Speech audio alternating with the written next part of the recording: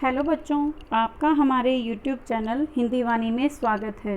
पिछले भाग में हमने पढ़ा था कक्षा 10वीं की पाठ्य पुस्तक कृतिका का पाठ 2 जॉर्ज पंचम की नाक। आज इस भाग में हम इस पाठ से लिए गए अभ्यास के प्रश्नोत्तर पढ़ेंगे। हमारा पहला प्रश्न है, सरकारी तंत्र में जॉर्ज पंचम की नाक लगाने को लेकर जो चिंता या बदहवासी दिखाई देती है वह उनकी किस मानसिकता को दर्शाती है। उत्तर है, सरकारी तंत्र में जॉर्ज पंचम की नाक लगाने को लेकर जो चिंता और बदहवासी दिखाई देती है उससे उनकी गुलाम मानसिकता का बोध होता है। इससे पता चलता है कि वे आज़ाद होकर भी अंग्रेज़ों के गुलाम हैं। उन्हें अपने उस अतिथि की नाक बहुत बहुमूल्य या बहुत मूल्यवान प्रतीत होती है जिसने भारत को गुलाम बनाया और अपमानित किया। वे नहीं चाहते कि वे जॉर्ज पंचम जैसे लोगों के कारनामों को उजागर करके अपनी नाराज़गी प्रकट करें। वे उन्हें अब भी सम्मान देकर अपनी गुलामी पर मोहर लगाए रखना चाहते हैं। इस पाठ में अतिथि देवो भव की परंपरा पर भी प्रश्न चिन्ह लगाया गया है। लेखक का कहना है या लेखक कहना चाहते हैं कि अतिथि का सम्मान करना ठीक है, किंतु वह अपने सम्मान की कीमत पर नहीं होना चाहिए। प्रश्न 2 है, रानी एलिजाबेथ के दर्जी को परेशानी का क्या कारण था। दर्जी को परेशान होने की क्या वजह थी। उनकी परेशानी को आप किस तरह तर्कसंगत ठहराएंगे। उत्तर है, दर्जी रानी एलिजाबेथ के दौरे से परिचित था। रानी पाक यानी पाकिस्तान, भारत और नेपाल का दौरा करेंगी तो उस देश के अनुकूल वेश धारण करेंगी। दर्जी परेशान था कि कौन कौन से देश में कैसी ड्रेस पहनेंगी। इस बात की दर्जी को कोई जानकारी नहीं थी, न ही कोई निर्देश था। उसकी चिंता अवश्य ही विचारणीय थी। प्रशंसा की कामना हर व्यक्ति को होती है। उसका सोचना था कि जितना अच्छा वेश होगा उतनी ही मेरी ख्याति होगी। इस तरह उसकी चिंता उचित ही थी। प्रश्न 3 है, और देखते ही देखते नई दिल्ली की काया पलट होने लगी। नई दिल्ली के काया पलट के लिए क्या क्या प्रयत्न किए गए होंगे। उत्तर है, नई दिल्ली के काया पलट के लिए सबसे पहले गंदगी के ढेरों को हटाया गया होगा। सड़कों, सरकारी इमारतों और पर्यटन स्थलों को रंगा पोता और सजाया संवारा गया होगा। उन पर बिजलियों का प्रकाश किया गया होगा। सदा से बंद पड़े फव्वारे चलाए गए होंगे। भीड़भाड़ वाली जगहों पर ट्रैफिक पुलिस का विशेष प्रबंध किया गया होगा। हमारा प्रश्न 4 है, आज की पत्रकारिता में चर्चित हस्तियों के पहनावे और खानपान संबंधी आदतों आदि के वर्णन का दौर चल पड़ा है। क, इस प्रकार की पत्रकारिता के बारे में आपका क्या विचार है। ख, इस तरह की पत्रकारिता आम जनता विशेषकर युवा पीढ़ी पर क्या प्रभाव डालती है।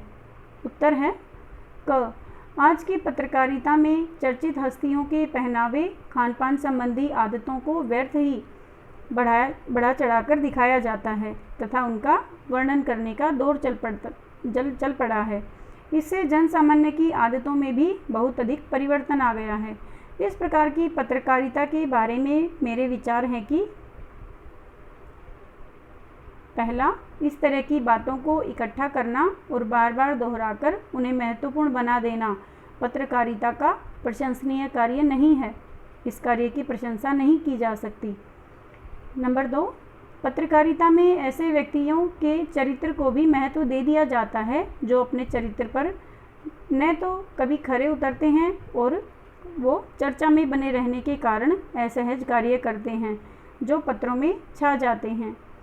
ख, चर्चित व्यक्तियों की पुनः पुनः की व्यर्थ चर्चाएं यानी बार बार दिखाई जाने वाली व्यर्थ की चर्चाएं, बेकार की चर्चाएं युवा पीढ़ी पर बुरा प्रभाव डालती हैं। उन चर्चित व्यक्तियों की नकल करने का प्रयास, उन्हीं की संस्कृति में जीने की बढ़ती हुई इच्छाएं युवा पीढ़ी के मन में बलवती रूप धारण कर लेती हैं जिससे उनके ऊपर दुष्प्रभाव पड़े बिना नहीं रहता है। अपने सामाजिक व्यवहार और लक्ष्य को भूल जाते हैं और व्यर्थ की सजावट में वो अपना समय तथा धन खर्च करने लगते हैं। प्रश्न 5, जॉर्ज पंचम की लाट की नाक को पुनः लगाने के लिए मूर्तिकार ने क्या क्या यत्न किए। उत्तर है, जॉर्ज पंचम की लाट की नाक को लगाने के लिए मूर्तिकार ने अनेक प्रयत्न किए। उसने सबसे पहले उस पत्थर को खोजने का प्रयत्न किया जिससे वह मूर्ति बनी थी। इसके लिए पहले उसने सरकारी फाइलें ढूंढवाई, फिर भारत के सभी पहाड़ों और पत्थर की खदानों पर या खानों का दौरा किया, फिर भारत के सभी महापुरुषों की मूर्तियों का निरीक्षण करने के लिए पूरे देश का दौरा किया। अंत में जीवित व्यक्ति की नाक काटकर जॉर्ज पंचम की मूर्ति पर लगा दी। प्रश्न 6 है, प्रस्तुत कहानी में जगह जगह कुछ ऐसे कथन आए हैं जो मौजूदा व्यवस्था पर करारी चोट करते हैं। उदाहरण के लिए, फाइलें सब कुछ हजम कर चुकी हैं। सब हुक्कामों ने एक दूसरे की तरफ ताका। पाठ में आए ऐसे अन्य कथन छांट कर लिखिए। उत्तर है, पाठ में आई ऐसी व्यंग्यात्मक घटनाएं वर्तमान व्यवस्था पर चोट करती हैं। नंबर 1, शंख इंग्लैंड में बज रहा था, गूंज हिंदुस्तान में आ रही थी। 2, दिल्ली में सब था, सिर्फ जॉर्ज पंचम की लाट पर नाक नहीं थी। तीसरा है, गश्त लगती रही और लाट की नाक चली गई।